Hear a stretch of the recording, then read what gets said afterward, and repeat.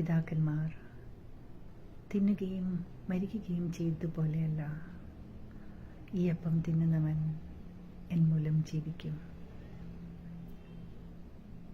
കഫർനഹൂമിൽ ഉപദേശിക്കുമ്പോൾ ഒരു പള്ളിയിൽ വെച്ച് ഇതവൻ പറഞ്ഞു.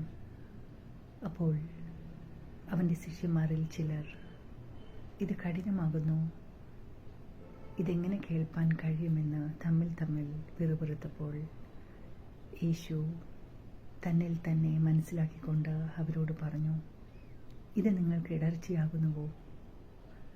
മനുഷ്യപുത്രൻ മുമ്പേ ഇരുന്നിടത്തേക്ക് കയറിപ്പോകുന്നത് നിങ്ങൾ കണ്ടാലോ?